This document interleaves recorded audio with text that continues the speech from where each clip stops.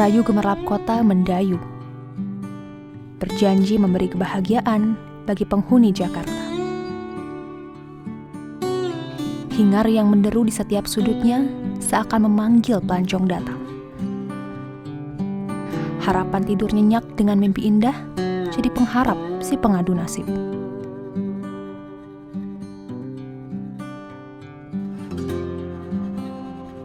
Jakarta, wajahmu tak pernah asing. Bukit beratap yang gagah meledek, jalan menjulang mengarah ke tingkat strata.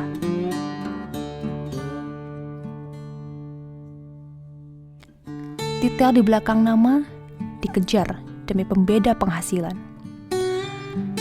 Sangkue itukah kau Jakarta?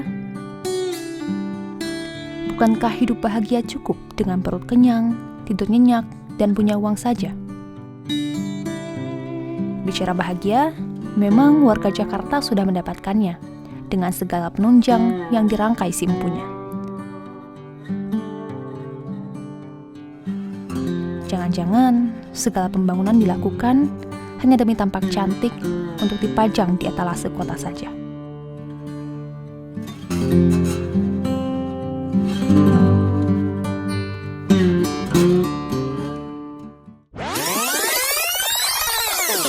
Bentar deh, beneran bahagia?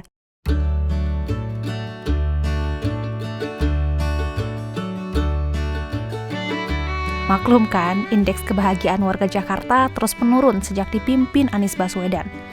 2017 silam, ukuran ini ada di angka 71,33%. 5 tahun dipimpin Anies, indeks kebahagiaan warga DKI Jakarta justru turun 0,65 poin menjadi 70,68%. Merosot, sot. Malahan DKI Jakarta ada di peringkat 27 dari 34 provinsi dalam indeks kebahagiaan ini. Maluku dan Kalimantan Utara justru ada di pucuk kebahagiaan. Ada beberapa kategori sih dalam mengukur indeks kebahagiaan ini, mulai dari jenis kelamin, usia, sampai penghasilan bulanan.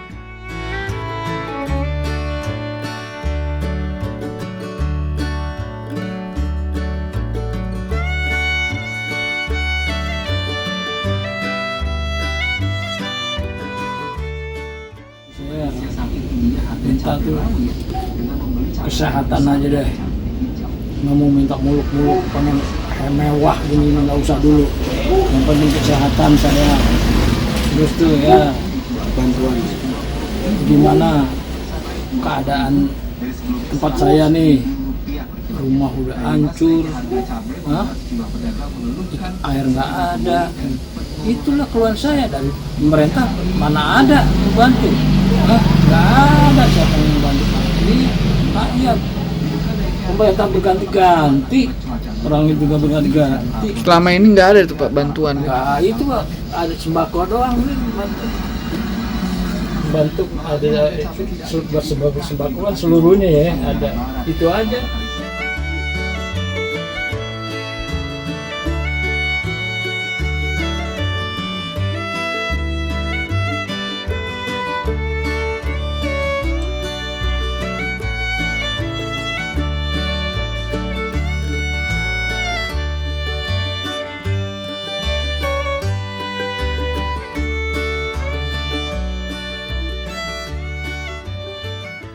Sekarang Pak ya, nih pemerintah nih kemajuan ulang tahun begini, lihat Pak tuh di kolong kumuh, tadinya nggak ada tuh waktu nggak ada relnya ya, nggak ada jalan layang gitu, nggak ada tuh komo nggak ada, ini malah tambah bikin.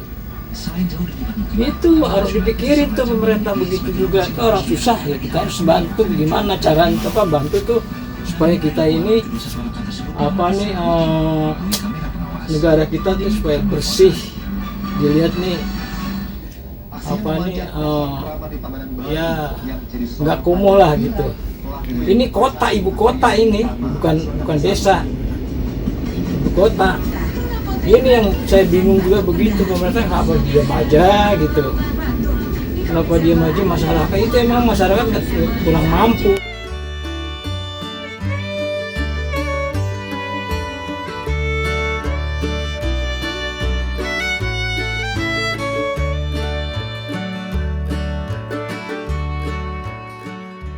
Ya, hidup di Jakarta ada suka dukanya mungkin. Kalau misalnya bahan-bahan lagi pada naik begini kan otomatis kan mempengaruhi juga penjualannya.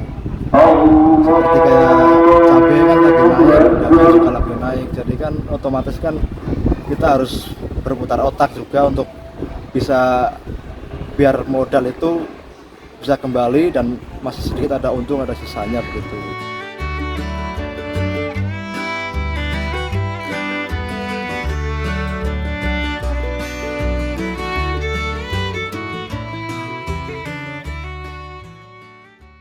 Kalau andai Bang Roy jadi gubernur, Saya akan berusaha memperhatikan para pedagang kaki lima dan juga akan memberikan tempat yang layak untuk para pedagang kaki lima di tempatnya, bukan di istilahnya bukan di trotoar atau di jalanan, karena trotoar itu tempatnya orang berjalan untuk berjalan kaki. Ya mungkin bisa dibilang sedikit memperhatikan ya, karena kurangnya tempat untuk para PKL jadi mereka harus terpaksa berjualan di atas trotoar yang seharusnya tidak digunakan untuk berjualan.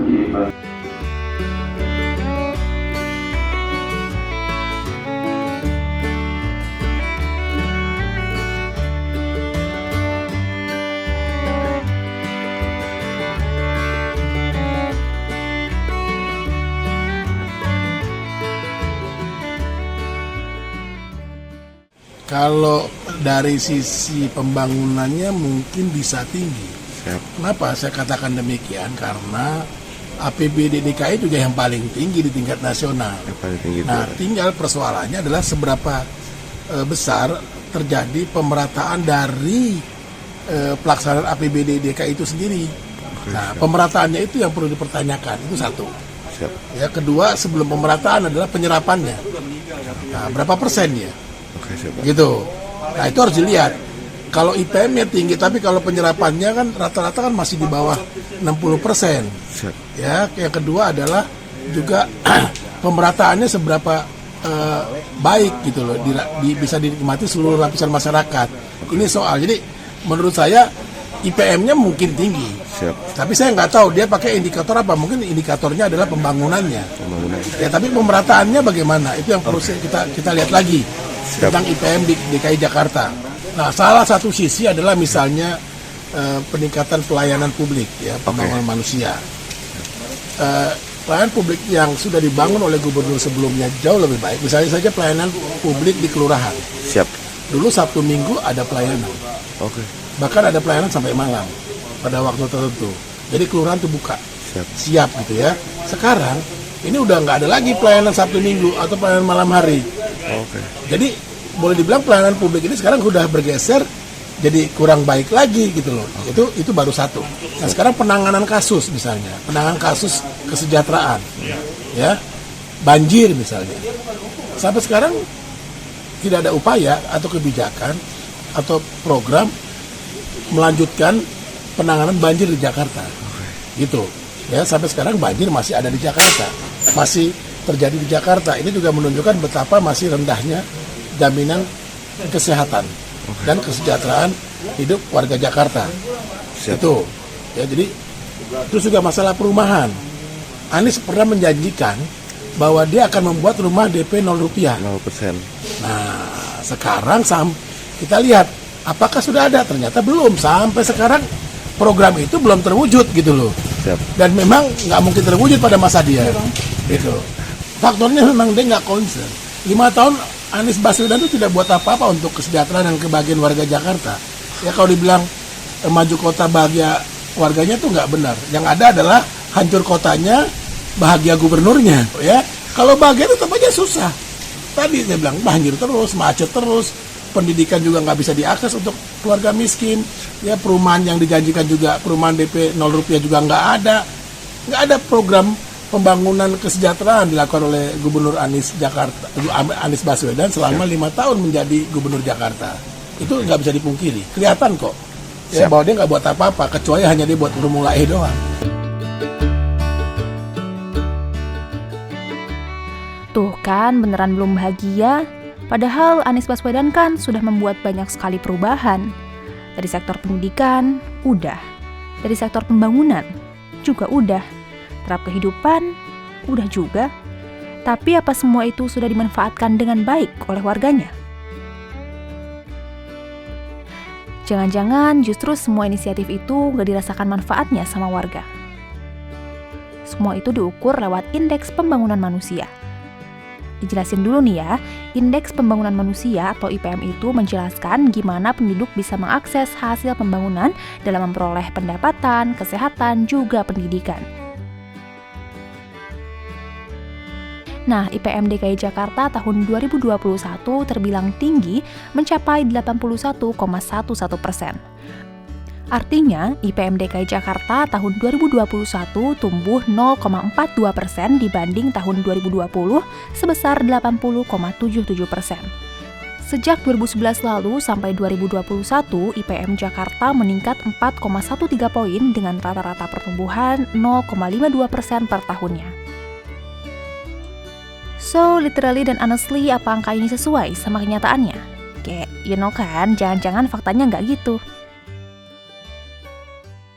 Nah tadi belajar dari fakta-fakta lapangan ya, dari sisi pembangunan, pemerataan ekonomi, pendidikan, kesempatan buat orang miskin, itu kesenjangannya masih jauh antara masyarakat warga Jakarta yang miskin dengan warga Jakarta yang kelas menengah atas.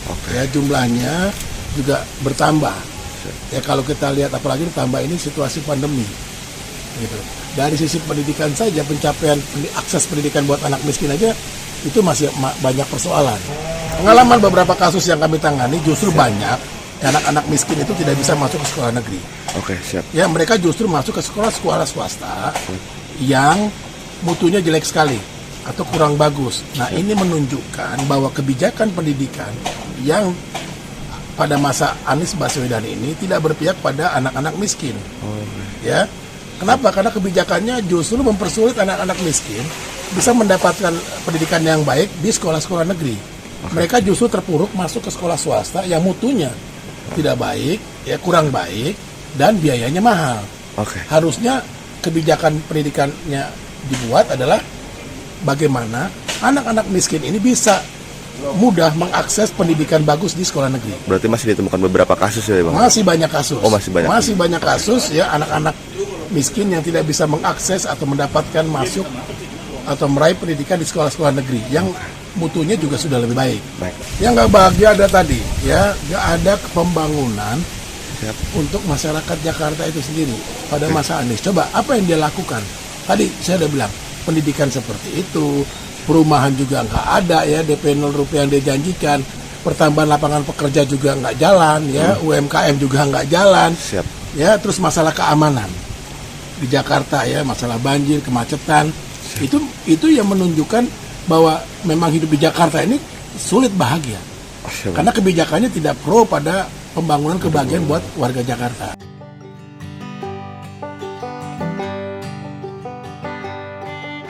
Di tahun ke-495 ini, semoga Jakarta bisa membawa penduduknya ke arah yang lebih baik. Tahun ini juga, mudah-mudahan Jakarta benar-benar mendapat pemimpin yang sibuk mementingkan warganya.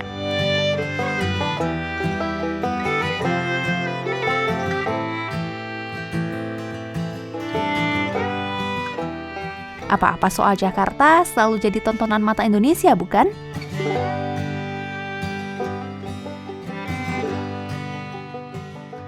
Selamat ulang tahun Jakarta!